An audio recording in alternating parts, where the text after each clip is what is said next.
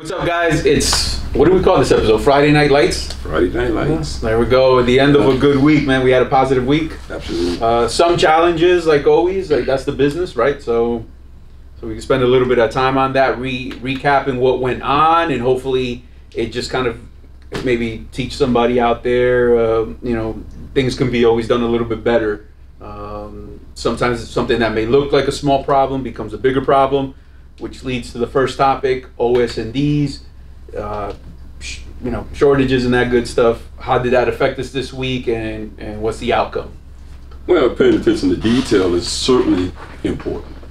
From cradle to grave, we have to be able to kind of, understand the policies that to which we shared in the orientation. We can't take it for granted because it becomes real when you get out there, and when you don't follow what it is that's being said to you. Sometimes you create some complications, particularly with this OS&D situation that we've had this week. Yeah, because you never wanted to get down to the blame game, and to avoid that kind of issue is just doing the right thing, and again, doing what you're supposed to. I mean, what are some things that guys could do that, to prevent that kind of issue? Oh, communication, obviously. I think the communication is the thing, because somebody who's watching the video may say, "Goddamn, orientation was 2 years ago. Like, yeah. What do you do in that situation?" But if you have a good channel of communication, it doesn't matter, because if you communicate about ongoing things as you run along from customer to customer, as things are happening, communicating with your dispatcher or the office crew is going to solve all those problems. Obviously, the last thing you want to take it on the problem by yourself, and then if you cannot deliver. Right. Well, I mean, helping yourself is key on that too, because like if you're getting that bill of lading, are you just signing and not really looking? Because if they write that shortages, damages, timeout, who's responsible for that? You got to look at that 2 steps ahead of the game. What's the product?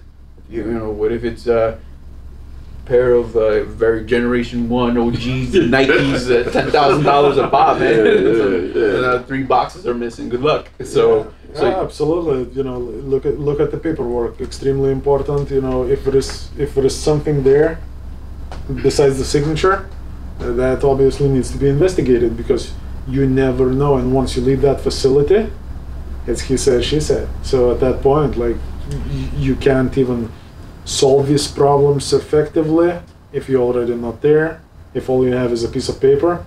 And even like sometimes a tiny small damage, let's say, what if a bill of lading says water damage? Does that mean water damage on this one little box, or that means the whole load is flooded in water?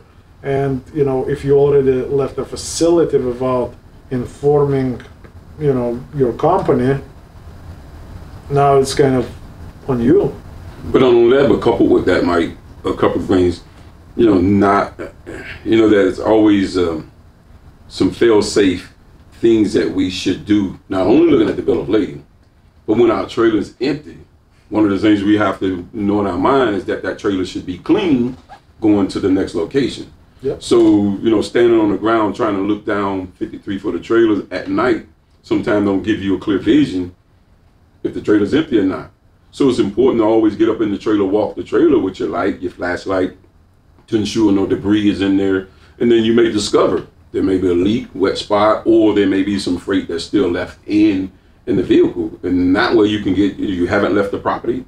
You can go in and say, oh, hey, because we have to ensure when we go to the next stop that the trailer is ready to be loaded. So yeah, because and remember, even if it needs a washout, it might be one of those deals that they'll be responsible for.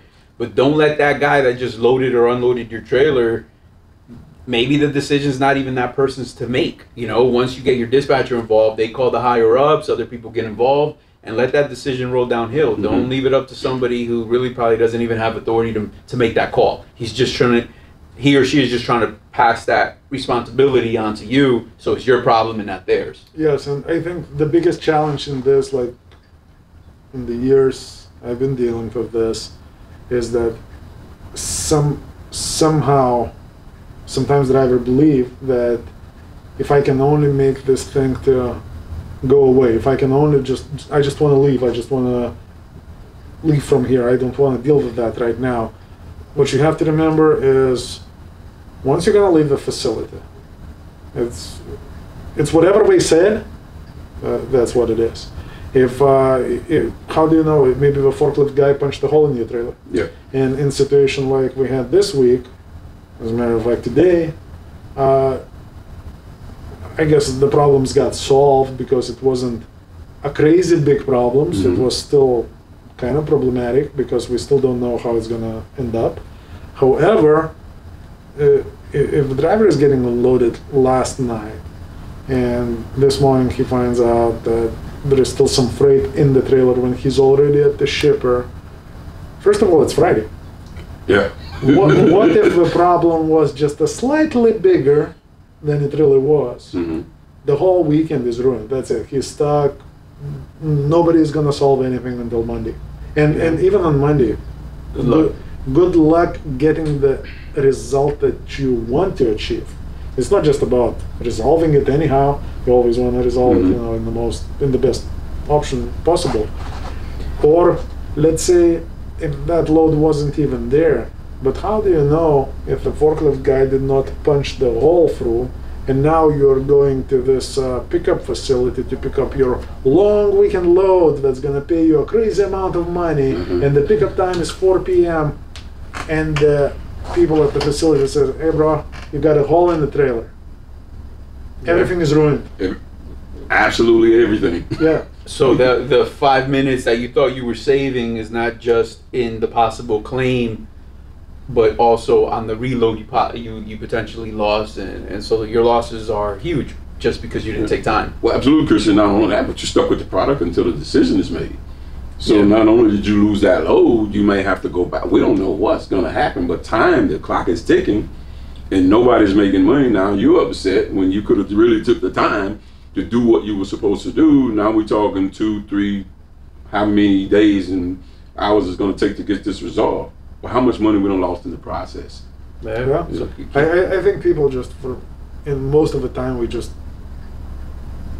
don't want to be at fault, and we sometimes do those not very rational decisions just to move as far away from the problem that we have, and sometimes we don't think through this, because I don't care how far you're gonna go, that load is still in your trailer. 1,000 miles later, it's still in your trailer. That's 1,000 miles back. Yeah, you delayed it for 1,000 miles, but guess what? That's about it. That's about the size of it. Yeah, so I guess treat it as your business, because at the end of the day, it's your business. You run your own business, and why would you not prevent your business from problems like this? Yeah, so, and it's just customer service, because it's not your decision to make what happens to that product. It's somebody else's, and it could be costly to you in several ways. Yes. So we have, because again, like even the damage does not always, well, in driver's vocabulary, it's never their fault. Right. But in most cases, unfortunately, it is. However, not always. There are a lot of situations that it's really not the driver's fault. But if there is no communication, you never gave it an opportunity. You never gave it an opportunity, and now whatever the receiver said, and the receiver is not even the actual receiver. So if you're delivering at Coca-Cola, it's not official Coca-Cola's decision. Right. It's whatever the forklift guy came up with. Yeah. Now you're stuck with that, and sometimes it may be even forklift guy's fault. But you relieve the forklift driver of that responsibility when you left. Yeah, I agree. Yeah.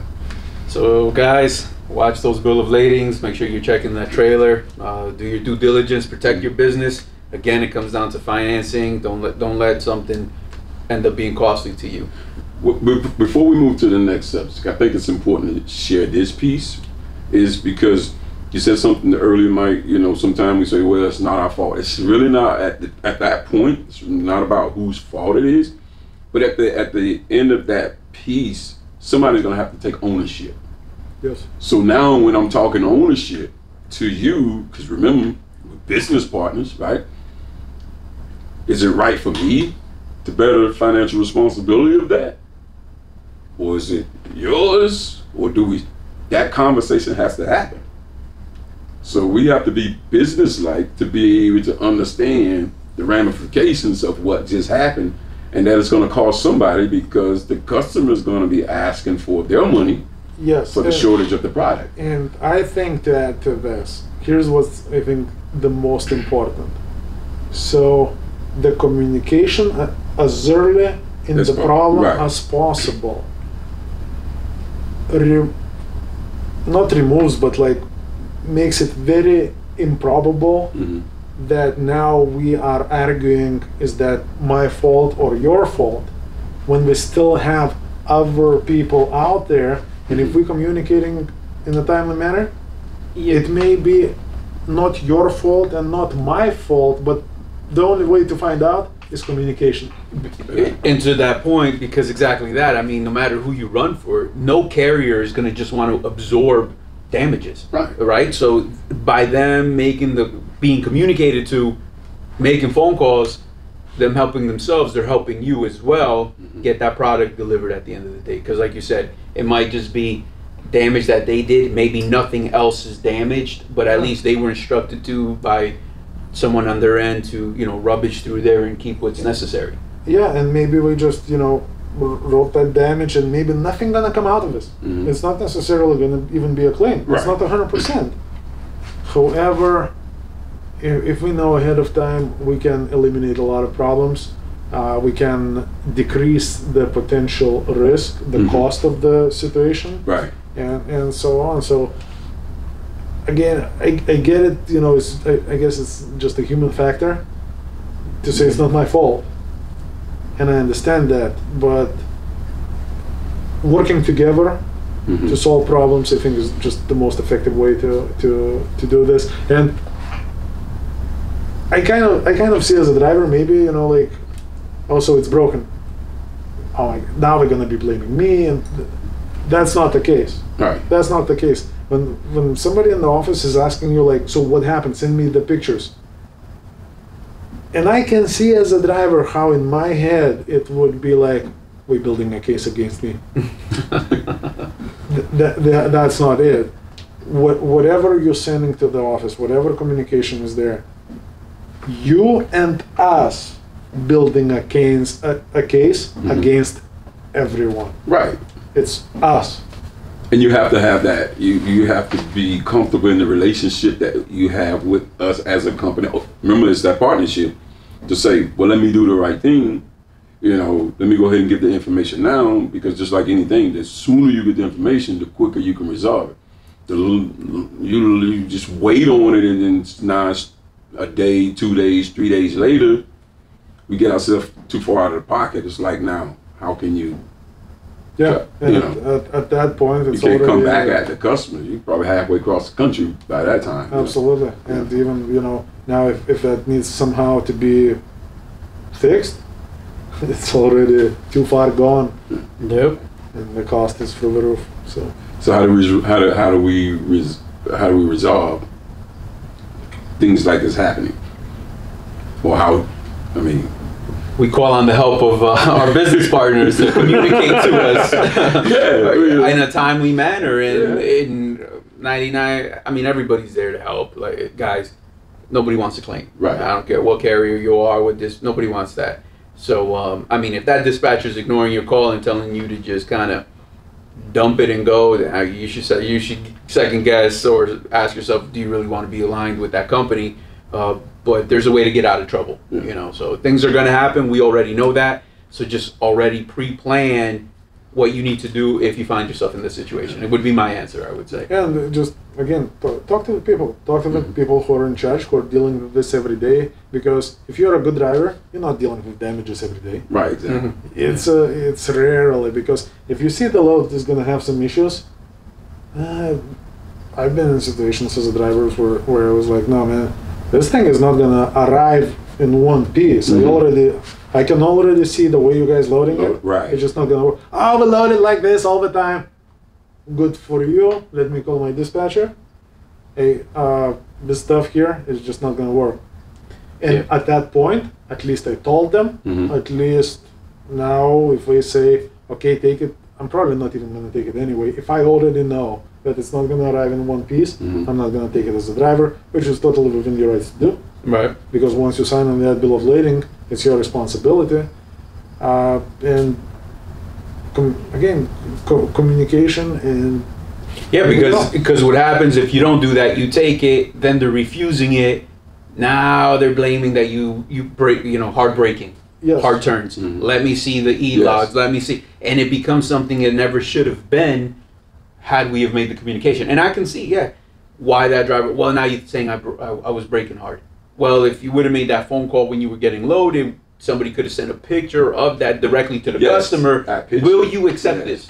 And if they say no, then I mean, a lot of footwork could have been done. Absolutely, I think, and again, from driver's position, I think when I was in the driver's seat, I thought mostly that everything that's going on behind the scenes, everyone is aware of everything, and it's all set. Yes. Like, I don't. If my dispatcher said you're gonna pick up this load and I'm arriving here and it's all falling apart, in my head I'm thinking my dispatcher knows exactly what I'm getting, knows exactly what it looks like. The customer probably know behind the scenes. Everybody is cool with that, but that's not the case. You're like, I think he's even here somewhere.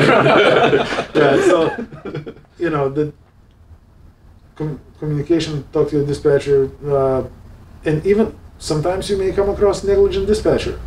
Very well. Treat it as if it will be eventually your responsibility, and don't risk if it's unsafe, if it's not gonna arrive in one piece, don't do it, period. Yes, and again, that process, we can never forget the process of understanding what needs to take place before you move the vehicle. Because again, not knowing is, you have to know that something's in your vehicle to be able to communicate. Yep. Yeah, you can communicate later, but if you don't know and you're 100 miles down the road, then yes, we can still fix it. You communicate it, but don't forget the processes. You cannot forget the simple processes. I call it 101. Some people may not think, because oftentimes what happens, guys, is they bump 100 docks, 100 plus docks in their lifetime, and it never happened. So they get it in their mind that's gonna never happen to them, because and then now it's that one time. Yep.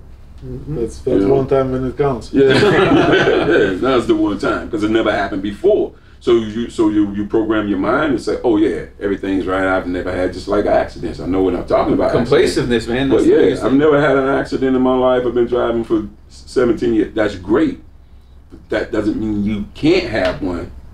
You can't get comfortable and rest on the fact that you haven't had one. You always have to be mindful of the fact that it can happen. Yeah. So make sure you're doing what you're supposed to do. And also the chances are that you never had an accident, you're probably already doing certain things and this is why you didn't have it yet. Yeah. But it doesn't mean that now you're like invincible or something. Right. Yeah, it's complaciveness across the board. And which kind of switching gears a little bit leads us to the next topic, preventive maintenance and pre-tripping.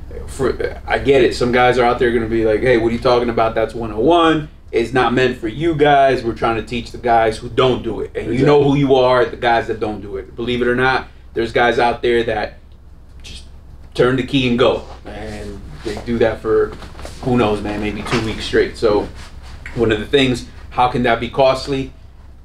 Man, if somebody got to repower your load, and you're getting towed from where, and how long did it take to reschedule a delivery? So there's a lot of things that can happen due to just negligence, right? Yeah. I mean, Mike's a driver. I mean, he can certainly confirm a lot of things, but you got to know your vehicle. You drive your vehicle every day. That vehicle has to become a part of you. And you have to check that vehicle. You just can't, again, like we said earlier, you just can't assume just because it started up that everything is going well. You got to check, your tires, your air pressures, your brakes, filters. Filters. Yeah, filters. Yeah, you have to check these things to ensure that you're going to make the trip. You know, you can't get halfway down, you know, the road now. Something happens and you in the middle of nowhere, and now we got to find somebody that's got to come 200 miles away to fix it. Again, it's all about time and money. But if you knew it, you're not going to catch it all because you might not be a mechanic. But again, you have to know your vehicle, and it's just like your car. You know, I'm not a mechanic, but I can sense when something going wrong because it just don't feel the same. Yeah, I mean, on that topic, Mike, like, what are some, like, blatantly obvious things if you just popped the hood and you saw something that would... Well, first of all, there are many things. Like, the idea is, I think, as a driver, every time I would park, I would check everything. Like, I would walk around the truck every time to get fuel. I'm walking around the truck. I arrived at the customer, I'm walking around the truck, kicking tires, just looking for abnormalities to begin with. Right. Because abnormalities is what's going to give you a hint that there is something wrong. I'm not a mechanic. There are some things that I may not see, but in general, have a good maintenance schedule. And I'm not only talking about the maintenance schedule that safety calls and bugs everyone, you know, send me this, send me that. No, for your own business, have a maintenance schedule. Like, I work for some companies that never asked me for any maintenance records. Doesn't mean you didn't have to do it. But I knew on my own that at least once a month, I'm gonna come by my mechanic, and I'm just, even if there is nothing that I'm aware of, if I'm aware of something, I would say, hey, have a problem with this, and that, check it out. At least once a month, I would have him, hey, just run through the whole truck, make sure everything is fine. And then he would find things like, oh man, your kingpin is loose, or like U-bolt or something. Right. You're not gonna just, if it's a little bit loose, and you are a driver, you may not even know about it, because we can only feel it once we lift the truck, and you know, when it's like really loose. when the truck is on its own wheels, like, it's sometimes certain things are hard to tell. But in general, one of the things that sometimes bugs me when I see it, like in other trucks, like me personally, my truck, if I have any of those, you know, like warning lights, I can't live with that. It just, you know, you don't take that picture and just put it. Problem solved, man. When I see drivers and we duct tape it, we put pictures on it, or we just simply ignore it. Here's my major challenge for me, not for you. If you're like, you know, big, if you enjoy extremes, your story may be different. But for me, all right, if I have, let's say, check engine light on, and if I'm not a mechanic, I don't know what exactly it is. I would assume it's most likely some sensor. But guess what? If that sensor is going to go down, if it's going to fail completely, you may be, you know, parked right there, and whenever it's going to happen. So if you think that you don't want to spend that money when you are on your home time and, you know, within the reach of your local mechanic shop, do you think it's gonna get any cheaper when it's gonna stop on the road? And your 14-hour ticking and the customer waiting. And some and that can add abnormous amount of the, you know, to the cost. And something like this, I've seen a lot of people just ignore those, you know, warning lights. But to me, it's a very big deal. That's a telltale that if a driver ignoring those things, he's just a fly-by owner-operator. He is not a legit owner-operator who is doing this for a living, and he knows what he's doing. He's conducting business activity, and he's actually building something, like his own business. Most of the time, you'll see that in somebody who is just like praying and check to check type of deal. Yeah, and we just hope it's gonna be all right. It's gonna be all right. And at the same time, I've seen a lot of neglected trucks. It's very, if you have like a half-life truck, you know, like 500,000 miles and up, and you didn't fix anything for the last 6 months, you either super lucky or you're neglecting your truck. Because by the time somebody who has a higher standards for the equipment is gonna, get in your truck, it's gonna cost more to fix all those little things that you were neglecting Oh yeah. than another truck. No, it's not super lucky. It's just a matter of time. Yes. That's all it is. It's just a matter of time. Because one thing it's going to compound, just like you said, and all of a sudden, kaboom. Yes. And You out of business. And I've seen, people not planning accordingly. And we're just hoping, just a light. It's okay. Like, it's been on since I bought the truck. Well, the reality of that is it shouldn't be on. At least did you talk to your mechanic? Does he know? Did he tell you what that light does? Which sensor is it? Because worst case scenario, let's say you have this one light that you want to ignore. If you don't know what exactly that light is telling you, if you never spoke to your mechanic, or maybe you're just planning for that fix, you're a gambler, because again, like once it's gonna break on the road, it's not the time to be researching your truck and finding out things about it. You want your mechanic, the guy that you trust, to tell you things about it that you don't know, and kind of keep it up. Just get home, fix this, get home, fix that, consistently. And sometimes when I talk to the drivers, like, who say they never break down, and it is just not realistic. Or again, their expectations of equipment are very, very low, because a long time ago, one of our company drivers came back from abroad. He left the truck in the yard, and the yard and the office was in different places. So I was like, you know what, and I would always ask, like, how's the truck? Is there any problems? And that driver used to love to keep his truck man, that was the shiniest thing in any parking lot. He was probably like, on the time off, he was, shining those wheels in the truck stop. And no, it's all good, everything is fine, it's no problem whatsoever. And it's not like the company is saying, no, we're not gonna fix it. No, we're asking, is there any problems with the truck? No, it's all good. So I went to the parking lot, and I was like, let me take it for a spin, just to check it out. Man, the mechanic shop was about 5 miles away from the parking location. I thought I'm never gonna make it. And that was the shiniest, most neglected truck ever. And if this is a truck that you drive, we have some decisions to make. Right. Yeah. Because again, are you building business? Are you doing something, or are you just gambling on truck? That's the question. And then I don't even want to go into accidents and what happens if you knew that you had that problem. So that's a total different can of worms. Yeah. But along with that, I know we're talking about preventive maintenance and the importance of preventive maintenance. But also coupled with that is, as a business owner, is having the ability to pay for that when it does happen by setting maintenance accounts for yourself.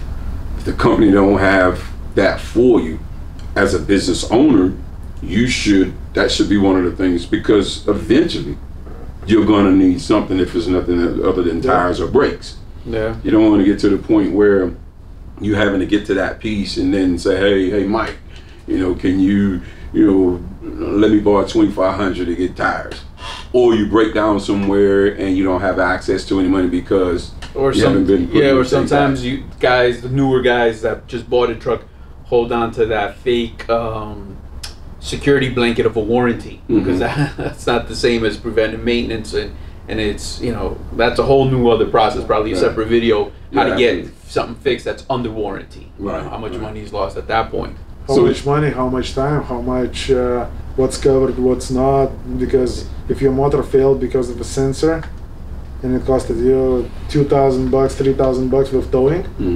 your warranty that technically covers the motor It's not covered in that sensor. Yeah. And like just something so simple that goes out of control. I mean, guys out there, they already know it's not a secret. ABS light on the trailer, they kind of just unplug it. Oh yeah, I actually did find some of our trailers like that. Like, I found one yesterday. Yeah. So that is not a very smart problem solving, because look, it's not like.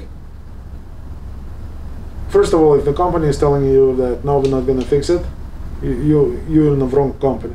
Second of all you need to do just communicate, just let people know, and something as important as brakes, believe it or not, that can be a life changer in some kind of very minor accident.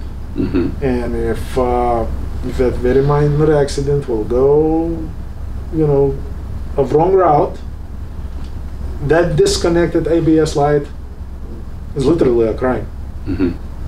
Yeah. And just not that. I mean, think of the time, like something that's kind of close to home for us. I mean, you run that so hot, you melt the sensors. Like, how hot did it have to get to melt those sensors? And now, what would have been, I don't know, a simple, it could be brake adjustment maybe, what becomes an $1,800 job. Yeah.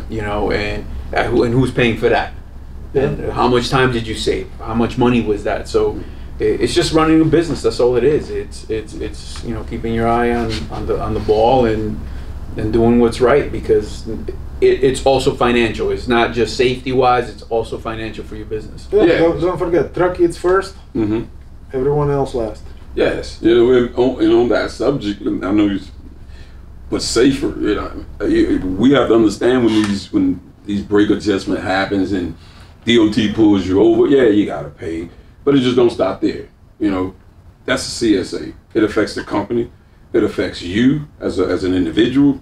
You can't run from these numbers. You can leave us, but if you go somewhere else, they're gonna see now your PSP, that, and that becomes a decision on whether they want to hire you, because they see, your behaviors when it comes down to, driving, taking care of your vehicle, and things of that nature. So it compounds things, when simply we just have to just do what the word suggests. It's preventive. That means we're doing it before, hopefully, something happens. You're not going to catch it all, but if you're doing your job, you'll catch most of it. You save yourself some time, some money, and some trouble. And like Mike said earlier, if you're taking care of your vehicle, I know when you come home on the weekends or whatever, your time home, you're tired, you want to get some rest, decompress. But after you've done that, before you hit back on the road, one of the things you need to do while you're here is to make sure you're doing that once over, with your truck, checking some things out, because you're about to go out there and kind of grind again for 2-3 weeks or whatever the case may be. And you want to make sure that things are tight. Yeah, and I think one of the good suggestions that I could make for owner-operator, that I used to utilize as one, when you're an owner-operator, forget all that, who's going to pay me to fix that truck. That's your business now, and, don't neglect your business. Make sure it runs. Yeah. But when you're getting a parking location, I would suggest see if there is any parking available by your, favorite mechanic shop, because those relationships can be developed. And I utilized it all the time. You come back home, you drop the keys to the mechanic, and you tell him, hey, check this, and that. That's what I know, and let me know if there is anything else wrong with that. Yeah. And then whenever you're ready to go out, the truck is ready there for you, and you already have that trust and relationship built up, where you don't have to worry about, did we just came up with that, or it's real, right? Right. Seems like that's the key word here today, man, is relationship building. Both the dispatcher, carrier, with your mechanic, relationships are important in this business. I think business is business. You have to deal with other people. It's not just you out there. With other entities to run your business, and just part of business. It's part of it. Yeah. So. Well, there you have it, guys. It's not all, and again, it's just lessons learned. We learn every day. We learn from each other. It's experiences. I'm sure guys have their own experiences out there, good, bad, things that ended well, things that did not end well. So again, you can leave them in the comments. Make sure you like, share, subscribe. That's important to us, you know. And what else, guys? That's it for Friday night, or what? All right. Let's go home. All right. Time to go home. Take care. Take care.